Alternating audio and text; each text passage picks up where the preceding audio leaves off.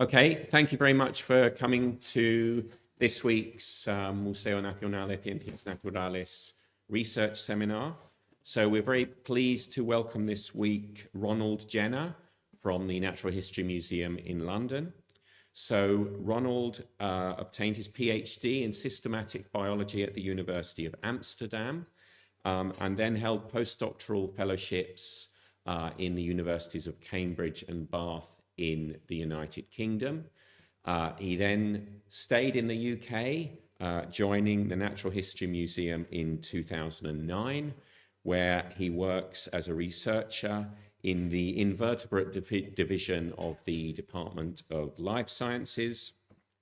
His research focuses on animal phylogenetics, body plan evolution, and the evolution of venoms, especially in poorly studied invertebrate groups like polychaetes and crustaceans.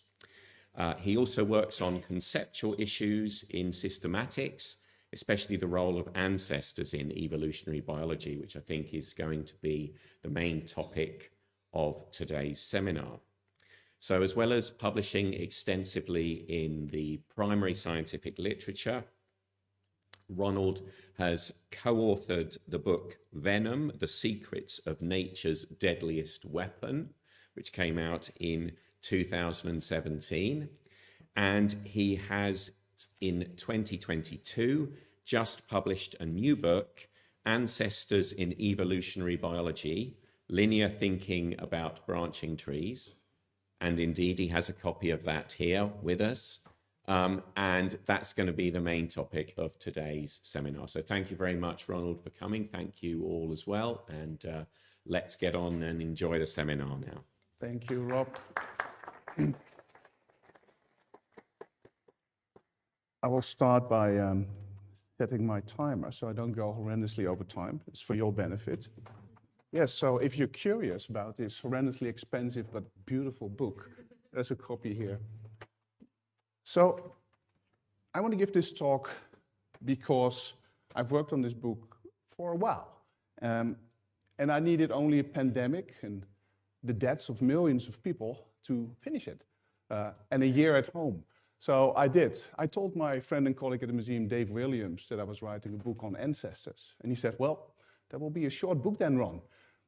Dave is a patent cladist, and patent cladists don't like to speculate about evolution a lot. They think it's a bit wishy-washy. If he had written this book, it would be very thin and cheap. Mine is very thick. It's about 400 pages, 12 chapters. And in the book, I tell the story of the history of what I call narrative phylogenetics, which is the storytelling discipline that started in the late 19th century. And that is trying to explain the origin of taxa and traits by linking the things we can observe in specimens to hypothetical ancestral precursors. So it's about direct reconstruction of lineages of ancestors and descendants. So I talk about how do people use evolutionary gut feelings and intuitions to build phylogenies? How do you use hypothetical ancestors as tools to explain evolution?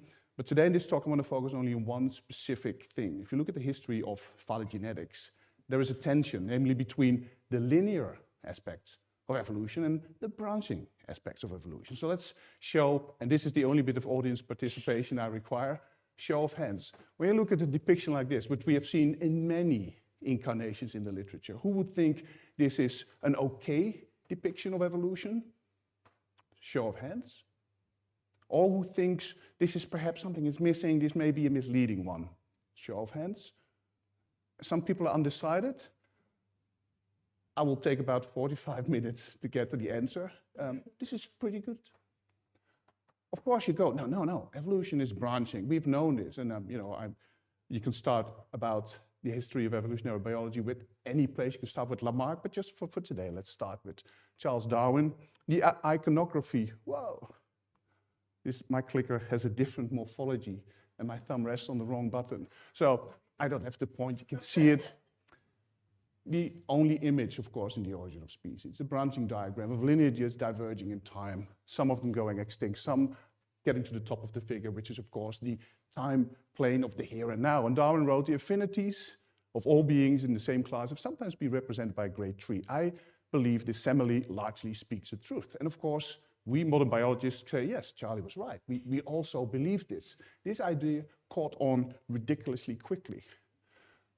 Dave Morrison looked at the literature between 1750, I think maybe it does work, yes, and 1900, and he looked at about 124 works in systematics to see what type of diagrams the authors draw to represent the affinities, the relationships between their taxa.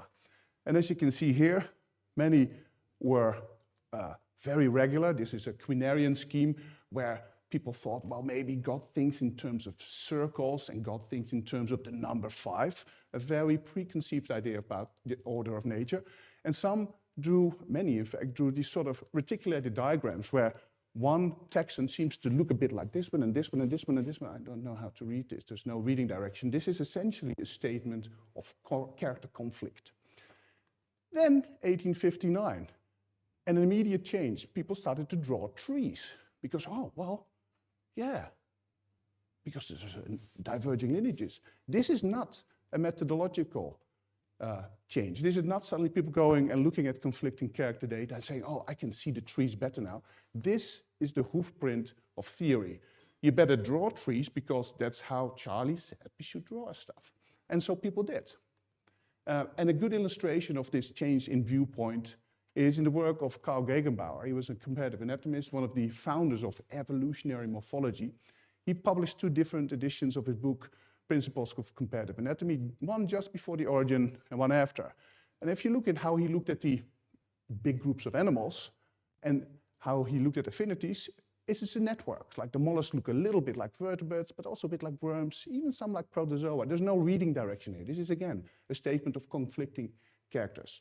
Then, when he had absorbed, largely through the writing of Ernst Haeckel, his colleague at Jena, the views of Darwin, it's like, no, what you see, you should draw a tree with reading direction. You have these sort of ancestral things, then more descendants, and they evolve into different diverging lineages. There's a reading direction.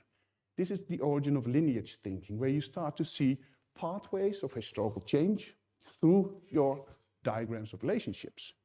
But then there's an irony here. As soon as the diverging picture of evolution, iconography of evolution was accepted, people started to trace the linear lineages from starting points to whatever endpoint you were interested in.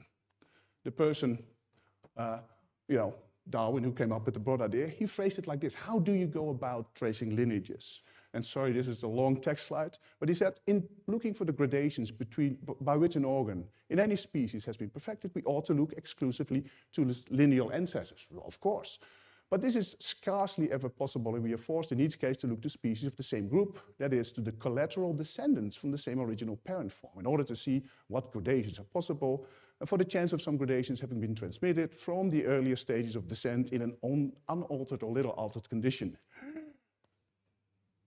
What he is saying is that if you want to ski a straight phylogenetic course from an ancestor to an endpoint of interest, you need to do systematic slalom. You need to look at collateral relatives. That's the only observable evidence we have in these diverging twigs. So I think in this slide that advertised my talk, it said the only access to the linear highways of evolution goes through its diverging byways. The guy who took this as the motto for the rest of his career was, of course, Ernst Haeckel. He is shown with his younger cousin and wife, same person, different times. He had a very happy but very brief marriage. She died tragically young at 29. In 1864, he was paralyzed by grief. But then he roused himself up, said, what I'm going to do, I'm going to transform idealistic comparative morphology into evolutionary morphology using the catnip of the descent theory of Darwin. And so he published his 1,000-page monograph in 2 volumes, The General Morphology of Organisms, that he wrote in 1 year. You try to write 1,000 pages in 1 year and then transform an entire field. And he defined phylogenetics as the developmental history of abstract genealogical individuals in direct analogy to, well, ontogeny, the developmental history of individual creatures. And he defined the lineage or stem as a natural group, a concrete unit.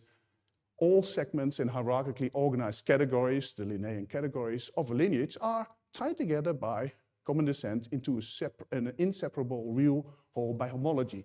He defined what it's all about. These lineages of ancestors and descendants trace the continuous thread of descent through time. Let's see what stories we can learn about that. And of course, he infamously did. This is his most often reproduced tree. This is not a pedigree of life. This is the Stambaum des Menschen. This is the pedigree of man. Very much, I guess, at the top here. And he was interested how through all these various hypothetical ancestors, through the depths of the evolution of the animal kingdom, humans had evolved.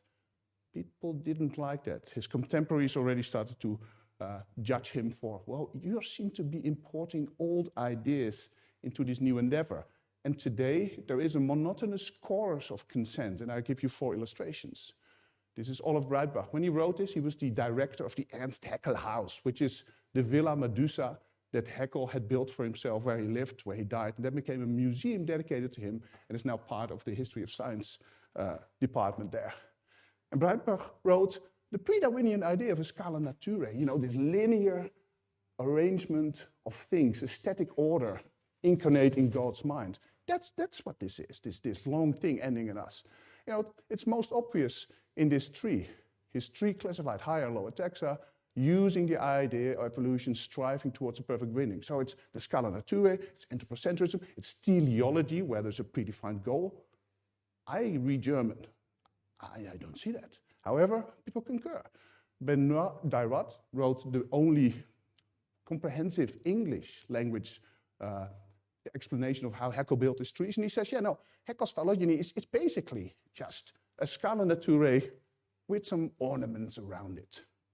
Scott Gilbert, of course, famous author of the developmental biology textbook, which I'm sure many of you have seen, in his online addendum writes, no, Haeckel brought the Western notion of the great chain of being into evolutionary thought. He celebrated the ascent of man. And then finally, a biographer of Haeckel, Haeckel's trees, they're only Darwinian superficially. You scratch them a bit and then, ooh, that's an ugly old idea right there. I think they're wrong.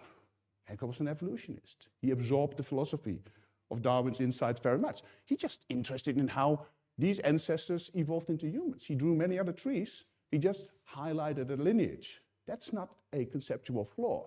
Why? Well, because Richard Dawkins does it too. Richard Dawkins, in his book, The Ancestor's Tale, looked at the history, evolutionary history of humans, and he did it in the same way as Haeckel did, almost a century before.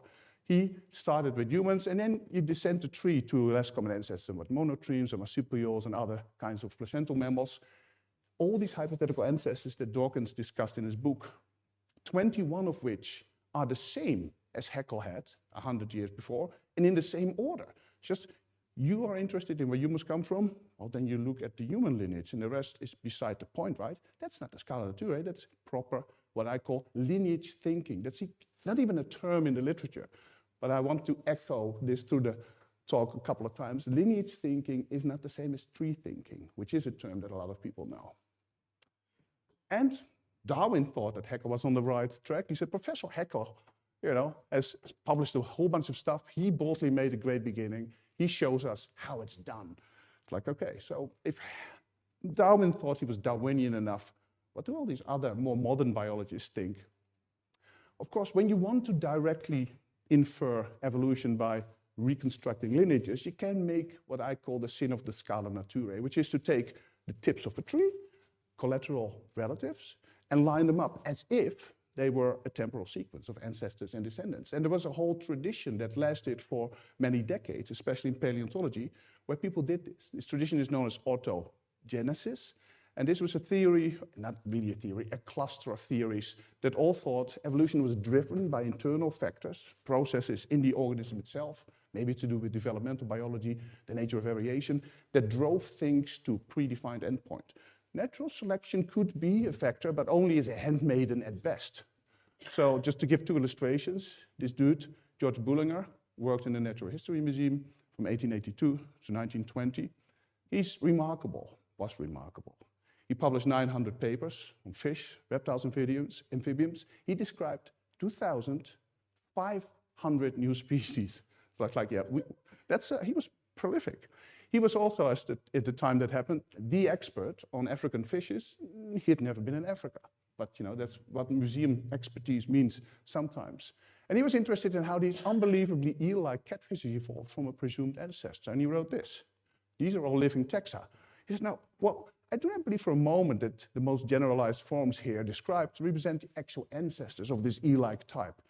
as it is not likely that they should have coexisted at the present day, but I regard the apparent links of the chain as side branches of a continuous stem, as the close allies of these extinct forms, and for the purpose of the study of the lines of derivation, they are just as good examples as if they were the actual ancestors, because they must be so very similar to them, mustn't they? But this was a very frequently employed way of thinking about evolution. You use your visible evidence, and it may be at the tips of the trees, and you go, well, this is, in my mind, probably how it went. Normal catfish, slightly abnormal, and an eel-like catfish. But that is the sin of the Scala. You cannot simply assume that descendants are like the ancestors, and yet many people did. Another fish person, in a way even more extreme, Bashford Dean, what a great name. If I had children and I had a boy, he would be called Bashford. He founded two departments. He founded the Department of Ichthyology at the American Museum of Natural History in New York in 1909. 3 years later, he founded the Department of Arms and Armory at the Metropolitan Museum in New York, because he was both an ancient armor expert, swords, helmets, and cool stuff like that, and fishes. So he worked on ghost sharks, chimeras, and he could predict the endpoint of evolution as easily as he could assume its beginning. He found these egg capsules, the four in the middle. It's like, well, how did they evolve? Well, clearly in a straight line. You start with a broadly pedal-like one, and then they narrow at the base. And then this is the terminal type that I will predict will be found, because this is how evolution goes. But that's the sin of the Scala. He saw, by focusing on one character and arranging morphology based on graded morphological resemblance, that's the criterion with which lineages were built, and assumed that's how it was, direct lineage reconstruction. But not only orthogeneticists did it, also normal biologists. Melchior Neumar, for instance, wanted to know how large, heavily ornamented snail shells evolved. Well, he lined up the snail shells according to increasing ornamentation, and he ended up with this one. It is the criterion of morphological graded similarity, and line stuff up. Very morphological criterion. His supervisor, William Wagon, actually came up with a notation for this. When you look at fossils, he says, and you want to know ancestors and descendants, you can have this square root symbol, and then the one at the bottom, of course, is the ancestor, and then above it is the descendant. And he says, when you read a big book and you see these square root notations, you know quickly, this is the ancestor of this. The only assumption here, of course, and that was a very widespread phylogenetic assumption, is if stuff, especially if there's a bit of stratigraphy that goes from here to here, looks similar but starts to change a little, you just assume they're ancestors and descendants. And that was the only assumption people made. But you get problems if stratigraphy, horrible word, and morphology clash. This is Franz Hilgendorf. He should be famous in Japan, but he isn't. He was the first Western scientist who lectured on Darwinism in Japan. He also was one of the first who published a diverging Darwinian evolutionary tree based on fossil evidence. And it's like, look, all these snails from the Steinheim Basin in South Germany. This is an asteroid crater impact lake, 14 million years old. And you can just follow them in the stratigraphy, and you can follow, well, entire lineages evolving and splitting. Then Harvard biologist Alfred Hyatt went there twice. He couldn't figure out the stratigraphy, but he couldn't find this tree. For instance, he looked at this large shell here.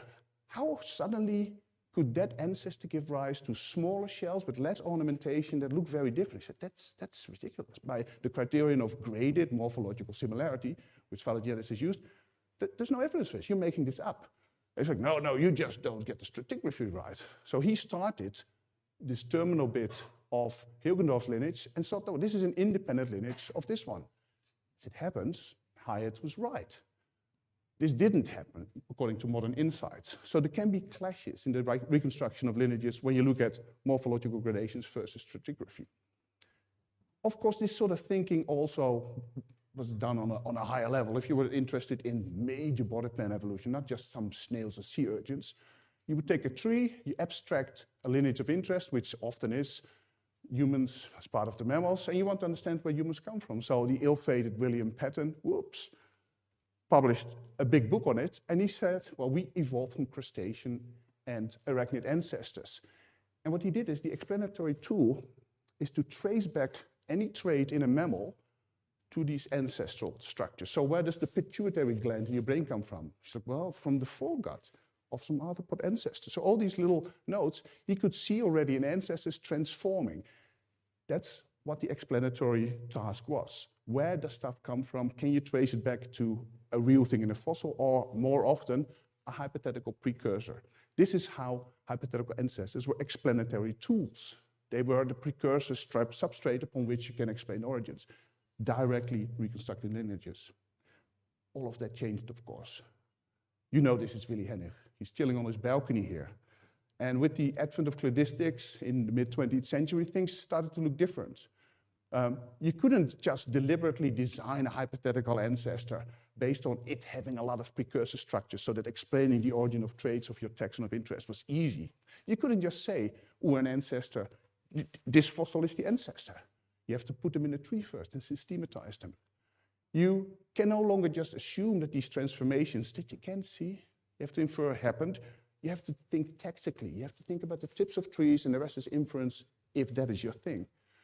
You have to first reconstruct systematic pattern, branching pattern, before you can start thinking about the stuff that happened along these lineages. And finally, you cannot use your evolutionary intuitions. For instance, I think that shell form evolves from simple, non-ornamented to complex morphologies with ornaments. You cannot just assume that. You need to use, for instance, outgroup routing to polarize your character changes. But, and this is all good, this is the sharpening of the epistemology of phylogenetics in the mid-20th century, not just by Hennig, but precursors of him and later people up to the present day. There's issues. What you get is what I call taxic distortions of lineage thinking. Lineages are the fundamental ontology of evolution. Time, extended populations, branching, sometimes fusing, that's it. That's what we try to reconstruct. The taxa that we circumscribe and put in drawers and cabinets in museums, well, they're the product, they're not the process. And finally, what I will explain, people put a cladistic blindfold on. They just see what they see and don't think about what they see represents. So what you get is difficulties in educational literature. This is now forbidden. These educators, these are biologists and people interested in teaching children effectively. You cannot just say that this Australopithecus africanus is an ancestor of Robustus or Homo habilis, because you cannot just assume that you have the anagenetic conception of history, like one species directly evolving. No, species split, it's branching. You can't have horse fossils as real ancestors. They are the tips. So but evolution happened. You can't see it. Surely that those organisms existed, and if you pick up a fossil, chances are this is an actual lineal ancestor that goes on an internal branch. There's a remarkably, shockingly rich literature that says, no, can't do this, it's bad. And then you go onto websites. This is hosted by Indiana University, and these are tools for high school science teachers in America. And this is their boldface. We often encounter the misconception that ancestral relationships are lineal. I thought that was true. No, they branched. It's like, huh? Then you go to the BBC, a trusted media outlet in the UK. You see, okay, what does the British public understand about evolution? So, well, quite a lot compared to some other countries. But, the classic misconception is people don't want to say we're descended from apes. Oh, you can chill because we are not. We evolved from common ancestor. Was that not an ape? Surely not. You go to Skeptic magazine, the beacon of skeptic thinking in popular culture. #1 myth about evolution: we didn't evolve from monkeys and apes. They are distant cousins. It's like, oh, but okay, let's look at the tree.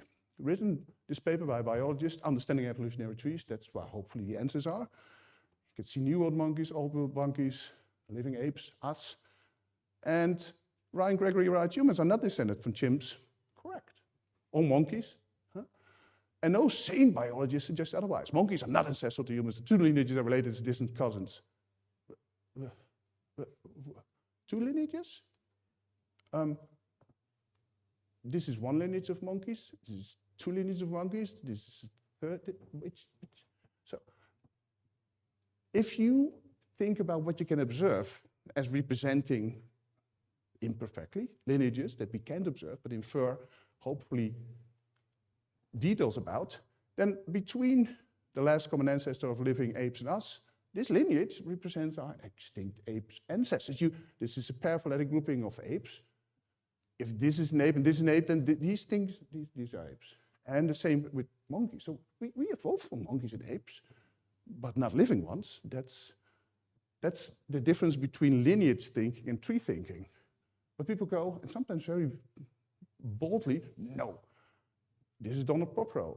He is a very respected textbook writing paleontologist, big fan of Stephen Jay Gould and Niles Eldredge. He wrote a book, What the Fossils Say and Why It Matters. He said, no, thinking we come from monkeys is simply wrong. You would live in a web of lies if you did. But Don, earlier in your book you say this. How this is conflicting. You have no idea what you're talking about, do you, Don? And then a former keeper in our museum, Quentin Wheeler, and two people in this museum, Tonio Valdecasas and Cristina Canovas, wrote a paper in an online publication saying evolution doesn't proceed in a straight line. This is bad. So why draw it this way? And this is an illustration that goes back to 1882 from Punch magazine, which is a satirical British magazine. And it was written to ridicule Darwin's theory. Look, worms becoming monkeys, becoming humans, becoming Darwin. Wheeler and Valdecasas and Canovas also didn't like this T-shirt from a high school marching band, like monkeys, apes, marching band people. And they write, well, let's piety. It might be better for the public's knowledge of science if these T-shirts and bumper stickers ditch the step-by-step images and use branching diagrams to make a more nuanced and correct point of evolution. I see where they're coming from. But these are not labeled. In my mind's eye, I think human evolution may well look like this. They say this is a modern gibbon and a chimp. Like, no, then you have a problem. That's the sin of the scala. But this is the bare bones iconography of descent. It simply is. But there is a consensus that it isn't. Beautiful book, you should read it. Aristotle's Letter and Darwin's Tree.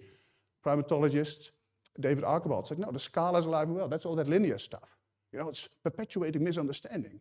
Profound misunderstanding. Oh, it's really bad. Back to Donald. He writes, and I want to read this out. He says, the tendency to put things in a linear order is a common metaphor, but it's a great misperception. The ape-to-man sequence marching up a ladder, it's so familiar, it's parodied endlessly. Most people think it is an accurate representation of evolution. I think he went and made espresso here, because he came back and then used capitals, exclamation marks, and italics to say, you guys are so wrong. It's like, no, you're missing the point between the linear and branching aspects of evolution. By the way, the title slide comes from a 1965 book, Early Man, by Francis Howell, and illustrated by Rudolf Zeilinger. And there's a foldout in it that is this one. They write in quite small fonts, don't read this as a lineage. These are just illustrations that things might have happened, which is just fossils that are increasingly recent. But it's, of course, the general reader reads this as a lineage, but it may well be a lineage. These are not collateral relatives. That's the origin of this famous iconography. But where has this confusion come from? Because it's, all of you will at this point be bored, because I know this. You have lineages and you have branching, and those two are not the same.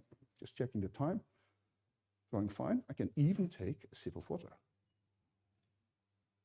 Somebody has been banging on about that linear is bad, because these people are derivative and always cite some people.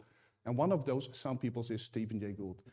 He was a big hero of mine when I read his popular science books when I was an undergraduate. There was few people who can write with such enthusiasm and often insight about the history of paleontology and evolutionary theory as Gould. However, he also got some stuff spectacularly wrong. So this is the Dutch translation of his first essay, Bundel Ever Since Darwin, 100 jaar na Darwin. And he says, it's personally embarrassing, look at this linear thing.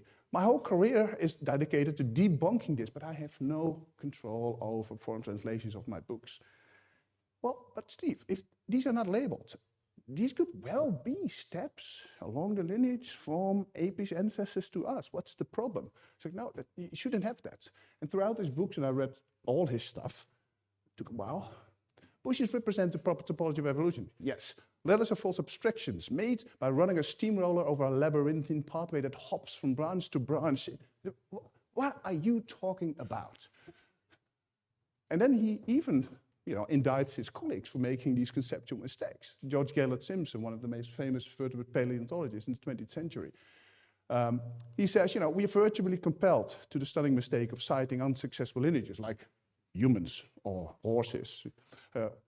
Surviving twigs of a formerly bushy bush as textbook case of evolution. We do this because we try to extract a single line of advance from the true topology of copious branching. I will stop pointing, you can read yourself. In this misguided effort, we are inevitably drawn to bushes so near the brink of total annihilation that they retain only a surviving twig. We then view this twig as the acme of upward achievement rather than the probable last gasp of a richer ancestry. Now, he did a lot of good work. I mean, yes, evolution doesn't follow along predetermined lines, and it is not teleological, and it shouldn't be anthropocentric. What is a richer ancestry? You know, if stuff is not on your direct lineage, it's beside the point. What do you mean? And then he writes, you know, to be sure, and this is based on the work of Dirk Kelly-Simpson, he thought that Hyracotherium is the ancestor found as fossils of modern horses. Gould even accepts that. So, but then yeah, you can connect that ancestor to the surviving twig, that lone result, but the lineage of modern horses is a twisted, tortuous excursion from one branch to another, path more devious than a road, marked by Ariadne's thread from the Minotaur at the lateral stepping. How do you see evolution? And then he castigates Simpson again. It's like, no, he held a lifelong commitment to the view that evolution is transformational change within populations. Like, isn't that what all evolution is without exception? Rather than by the accumulation across numerous events of discrete branching speciation. He couldn't let go of that idea of the ladder.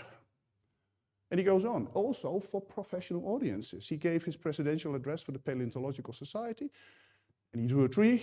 He said, professionals, we know that hominid and equid trees are bushy, but we still want to see the lone survivors as end products of a coherent genetic sequence within the bush, anagenesis being evolution within an unbranching lineage. Like, that all evolution is anagenetic, because when you go back from memory twig, and there's no horizontal gene transfer and stuff, it's a straight line following the time arrow backwards.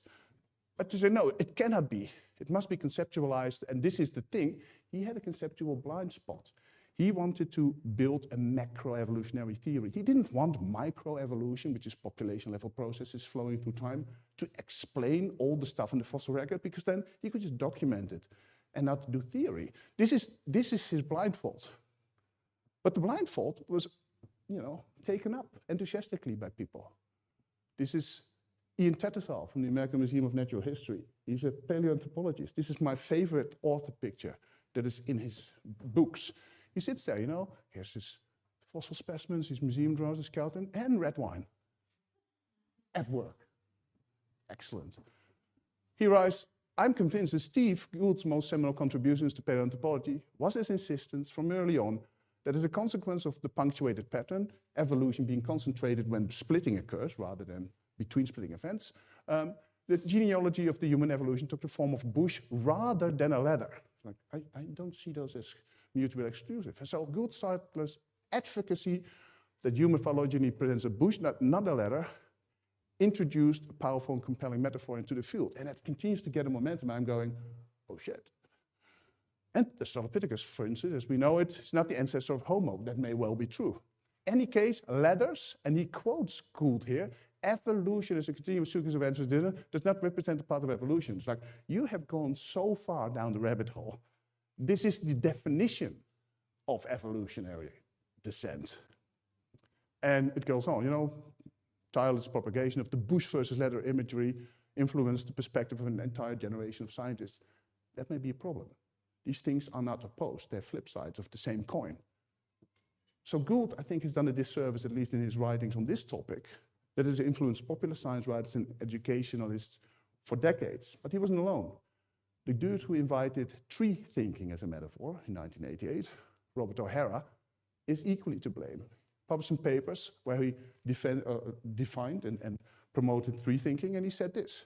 He says, the central subjects of evolutionary narratives are clades, branched entities. We must rewrite a narrative of evolution because we need to have that branching story. We should not have that linear ontogenetic view, that's bad. And then I turned it off. No, I did not. Oh, that was interesting. The narrative storytelling aspect of evolutionary writing, they promote linearity and cohesiveness, and that conflicts with the branching chronicle evolution. I said, no, It's branching if you want to tell 5, 10 million stories simultaneously, but maybe you should be the normal person and just tell one story from a twig of interest, and then, that's not branching. But what we have seen, and of course he blames it, it's all the dying struggle of the great chain of being. When I was a PhD student, didn't understand this topic at all, and this was the motto that opened my thesis. So maybe that's why I wrote the book, because something felt wrong. And now I see why. The why is, what do we mean by evolution? This is an educational journal, and this is about how to teach properly. Students, know that his or her sibling are genetically more closely related to each other than either is to a cousin. Humans and chimps the same, genetically closer to each other than either is to monkeys or any species of ape. This should help correct the related misconception that evolution is always linear. It's like, no. But now I hope you go, yeah, no, Ronald, we know. The branching thing is true, and they missed the linear thing. But I will keep illustrating it. This is paleontologist Matthew Bonnen. He won a prize for citizens for science in Florida, 2010. He drew this really cool diagram. Let's not look at the left side. This is not evolution. No, it isn't. That's the sin of the scala. You connect tips. This is evolution. Yes. But wait, that's the pattern of evolution. This is a hierarchy of the product of evolution. Why not put some arrows in? This is evolution where the process goes along these lineages, from the base to humans or from the base to fish. You need to be very specific, especially when you teach. Are you talking about evolution as a pattern of products or lineages of process? And then there's the irony that some people who should know this best, i.e. paleontologists, get it most wrong. Take these 3 paleontologists. They come up with this fantastically nonsensical concept of collateral ancestors. So you look at bird phylogeny, and this is from Alan Gislich. It's like, look, Archaeopteryx is a sister group to the birds here. And it says, that's a collateral ancestor. What is that? Well, you have linear ancestors. They are directly ancestral to living organisms. And the collateral ancestors are organisms that share an ancestor with a living organism. So orangutans are our collateral ancestor. What are you talking about? Collateral relatives and ancestors are not the same thing. One is in the realm of branching product. The other is in the linear realm of process. But they don't get it. This is a nonsensical concept. Then you get people like Henry G., Sentinelity, Journal Nature, and Riley Black. She was the dinosaur, consultant for the blockbuster movie Jurassic World. And they say this about the concept of missing links. We are a chain metaphor that missing links implies we have us looking for straight lines when the reality of evolution is much more discursive. Like, yeah, both. Not every fossil creature can be slotted in as a direct ancestor. Correct. That's why paleontologists come to a prototerm. It obscures the true pattern of evolutionary change. No. 2 sides of one coin. This book was written by Henry G. because this missing link view encapsulates a century of error in thinking about evolution. It reinforces a monstrous view of evolution just to get a better opinion of ourselves. No, in your tree, this is the Stambaum as mentioned that we saw earlier. If you want to understand the lineage of humans, well, then look at that lineage and not at the rest. The rest is just a register or an index of observable evidence with which you may infer what happened along that focal lineage. So as we go towards the end of the talk, let me just summarize it in a picture. What is the reality, the bedrock ontology of evolution? This, as far as I know, maybe we have a discussion and I'm wrong. It's possible. You have population level lineages, ancestors and descendants, diverging and anastomosing that happens on the levels lower than species, and then for whatever reasons, maybe allopatric speciation, you get lineages going into different directions and the two shall not meet again. That's what evolution is. Population, time extended populations diverging. So that's the bedrock reality of evolution. How do you plot that onto what we can see, these things called species and taxa? We could do it like this. This is a recent paper by Andrew Brower. He says, now lineage is an unbranched series of ancestor and descendant species through time. No, I would argue you have it directly backwards. The bedrock reality of evolution is lineages. How you demarcate species along these, that's a hard epistemological nut. For instance, if you have a long unbranched lineage of 10 million years, is that all one species? Let's ignore horizontal gene transfer and progressive hybridization. When I look back from the time here to my own ancestry, to the origin of the animal kingdom. It's a straight line. That's one time extended population that's never been broken 1 microsecond. That's one species then, right? See, that's a problem. So I would define this the other way around.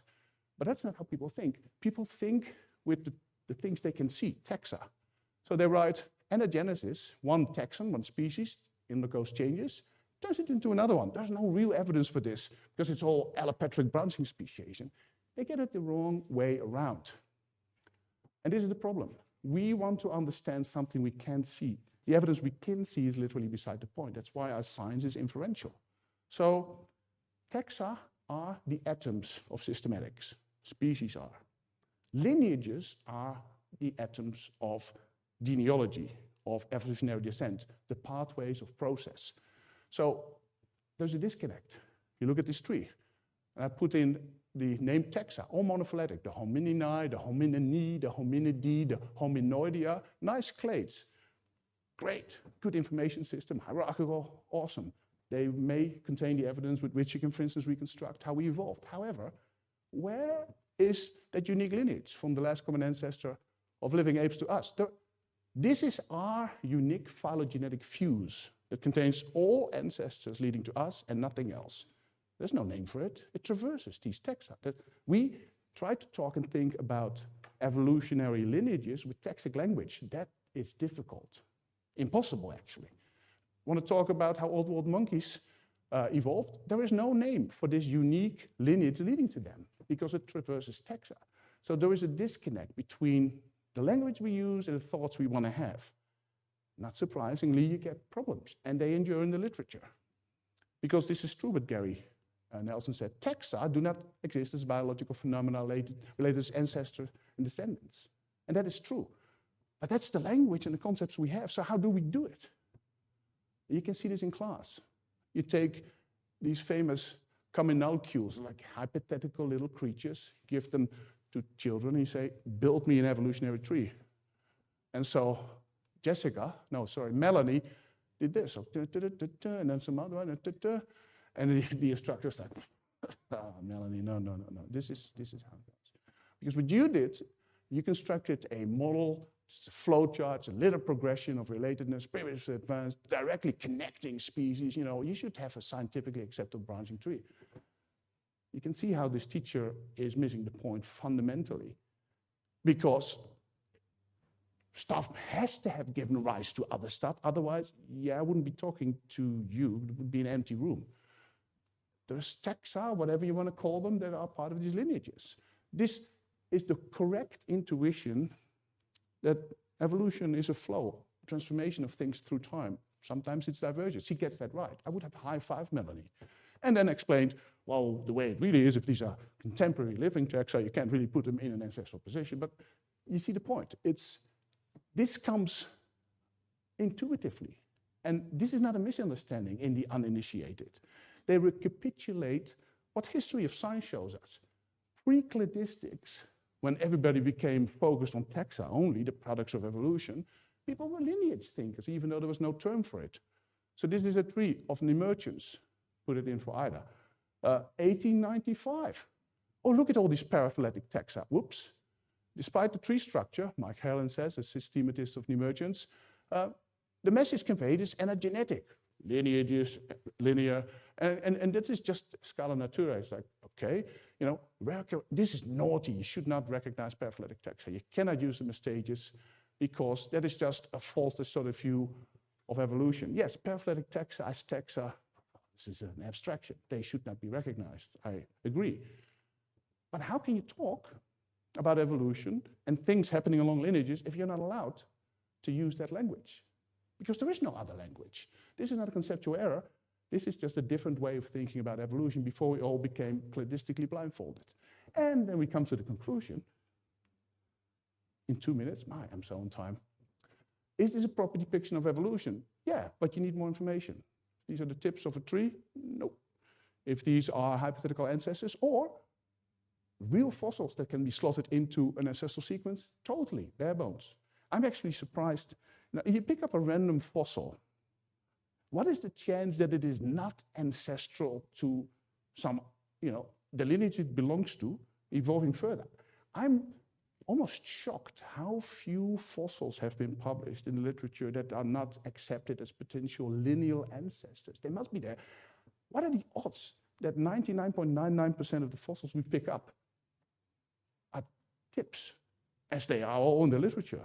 Because you have to be very careful here. This particular thing may be a lineal ancestor. No, I'm actually baffled. That's for overbears. But people don't get it. Last 3 slides. At the time, 2013, Michael Novosek was the vice president of science at the American Museum of Natural History. They published a very famous paper, a big placental mammal phylogeny, the most comprehensive phylogenetic data set ever, based on morphology, fossils. They didn't use the word morphology once in their paper because they work on the phenomics, PH-enomics, like newspeak of a wonderful kind. But they reconstructed with this phylogenetic analysis the last common ancestor of these mammals that looked a bit like a tree-shrew kind of creature. And he said, this is fairly novel to reconstruct an ancestor. I don't know of any others. Like, have you ever been in a library? Like, ever? I see them everywhere, including yours.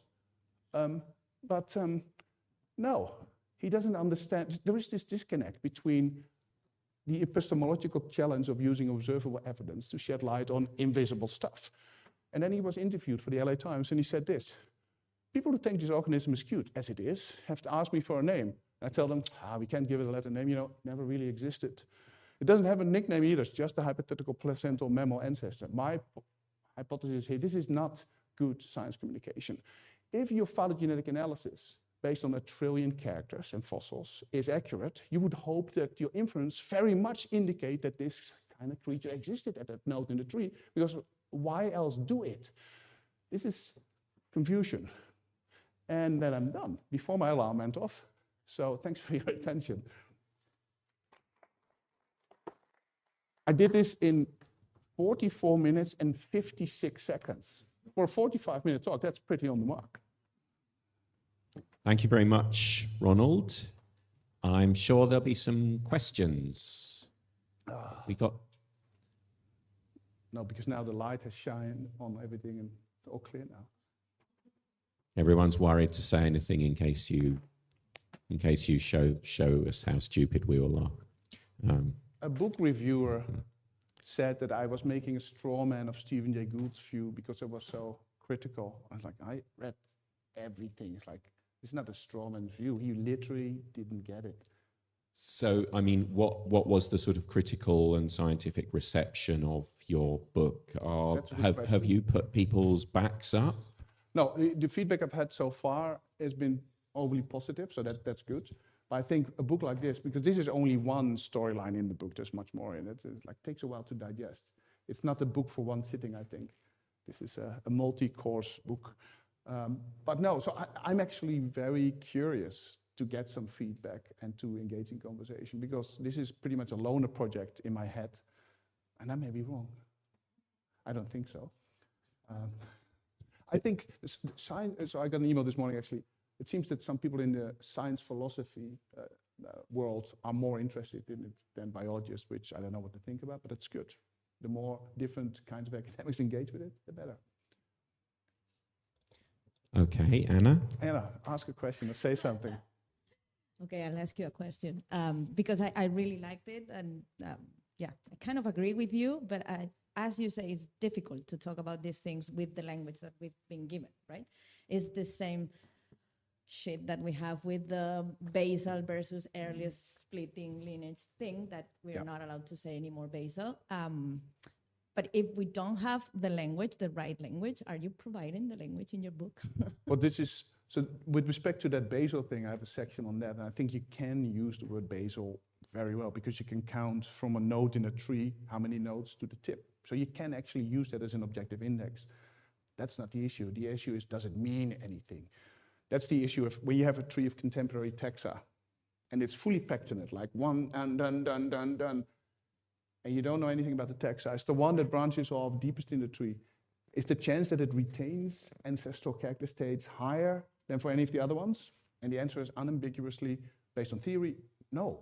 But people get it wrong. So no, if I have one pot of money, I'm going to go for the basal one. That's because epistemologically, that one will have the greatest effect on your ancestral state at that node. But there is no evolutionary theory reason to think that it is actually a better oracle of evolution. So I analyze it a little bit and provide clarity. With respect to the lack of lineage language, no, that is a very good point. The lineages that lead from ancestors to a tip in a tree are all paraphyletic too, because you don't go to the side branches. It's deliberately, the word paraphyletic is like a curse.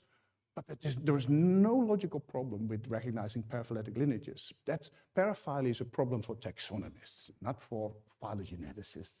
That's another point I clarify, but that point stands. How do you talk concisely, precisely about lineages with taxonomic language? I don't know.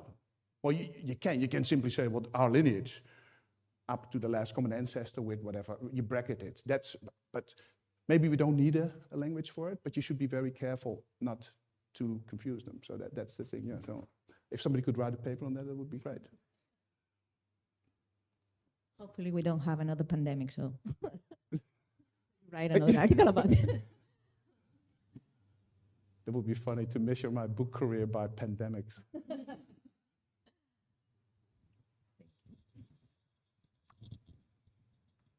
More questions?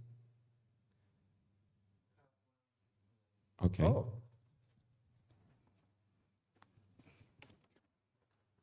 If that's my cousin, he's not a biologist. This question is from Peter Holland. Okay. I don't know if this is your cousin. How will you persuade your Cladis colleagues to remove the blindfolds? How would you persuade them? Well, I would say the easy and of course self-serving answer is to buy and read my book. I get no money for this. This goes straight to the Systematics Association, a charity in support of systematics. I think it is, read the literature, think anew. I'm actually preparing a paper for educational audiences on this topic. Because if you don't get this right in high school and early university life, you will never get it right. And there's one textbook, for instance, Bauman-Smith, forget what the first names are, it's called Tree Thinking. And they do it promisingly and they do it well. They start with the process of evolution as the bedrock. You start with lineages. How does the iconography of process, captures in lineages, how does that relate to the taxa, which are the products? So there are ways of educating yourself with existing literature, but I think you have to wade through a lot of misleading stuff. But yeah, that was a waffling answer, Peter, sorry.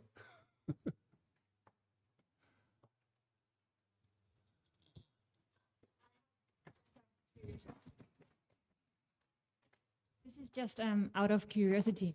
Do you have any, since you've done the literature review, have you encountered anything written by women? Written by, yes, but not that much. Well, I'm sure it's... Like you mean generally by a woman? Yeah, what do they think? That's a good question. Well, some of the most misleading stuff was written by a team of men and women. These papers, Kevin Catlin, he's a professor of biology, he's a he. Laura Novick, I think she is a professor of psychology and an educational expert.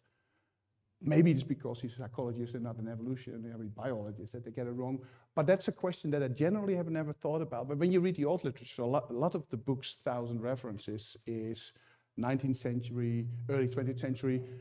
There were no women working in these fields at all because it was all white men with mustaches and beards. And, you know, so that literature is not a reflection of our contemporary society today.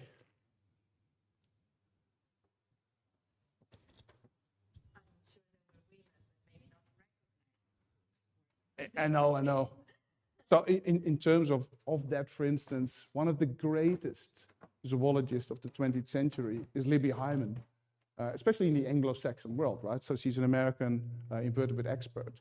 And she wrote 6 volumes before she sadly died of the invertebrates, like invertebrate zoology, anything that pretty much anybody had ever written, because she could read Russian and many other languages. She had a photographic memory. She was awesome.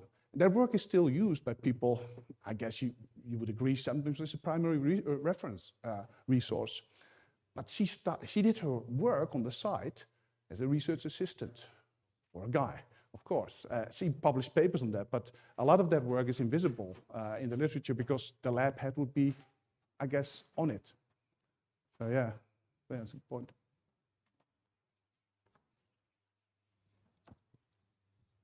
Any more questions from the floor or from online? Okay, I'm just going to ask you one small closing question then. So most of what the evidence and the inference you've talked about comes from the fossil record, from morphological characters, from these phenomics you talked about towards the end there. So presumably now, with the advances in bioinformatics and genomics and molecular work and supercomputing, we have the capacity, or we're closer than ever before at actually understanding a lot better what these relationships and potential ancestral relationships might be. Sure. Do you see that these advances are going to help with the understanding necessary to go beyond some of these blindfolds and to contextualize everything better than people have done in the past? Yeah, I mean, I guess the easy answer is, of course, the more we know about, the more evidence we have, and it's not just fossils and morphology, of course, we have now genome scale data sets. The more we learn, but there's also conflicts that data sets can be incongruous. If you look at the field of Evo-Devo, where you do comparative work based on, for instance, in situ hybridizations of different developmentally active genes, the comparisons are fiendishly complex because you start to think about the homology of structures that have a whole battery of different genes expressed at different levels, and then what does that mean about the phenotype of ancestors? I find reading some of that stuff like my head explodes.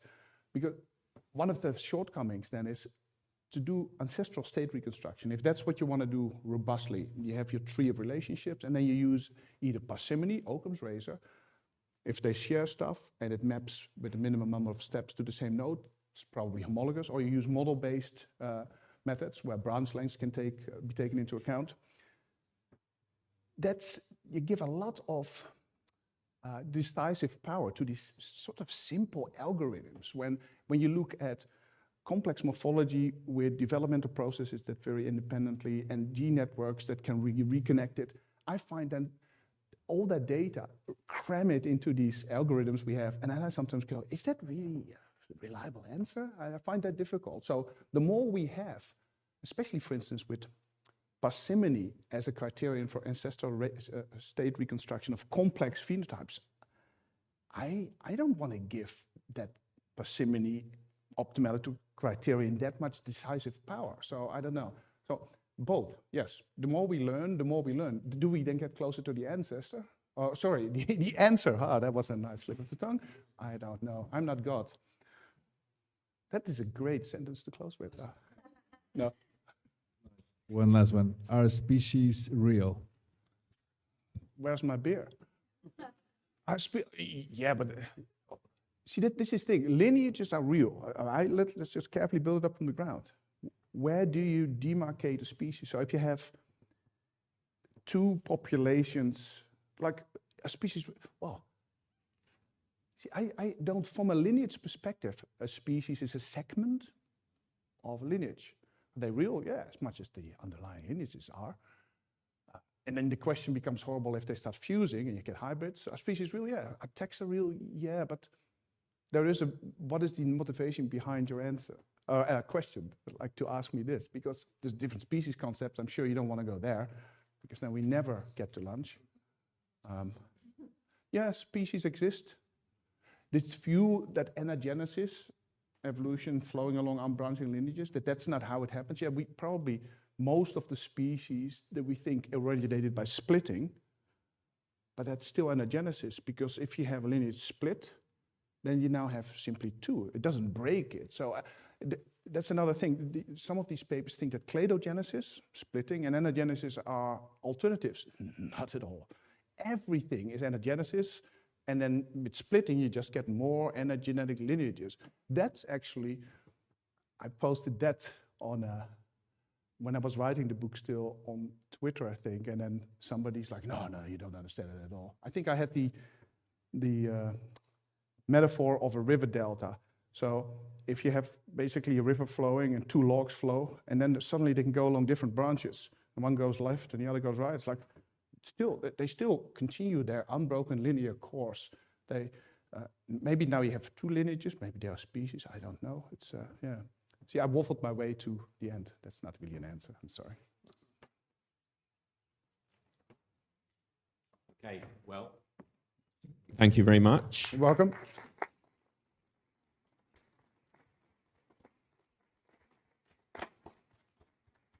And the next seminar we have here is Friday, the 31st of March in 2 weeks, and it's Mireia Mestre, one of our new Ramon y Cajal researchers in the museum. Okay, so I hope to see as many of you as possible here that day. Okay, thank you for coming. Bye-bye. Thank you. Thank you.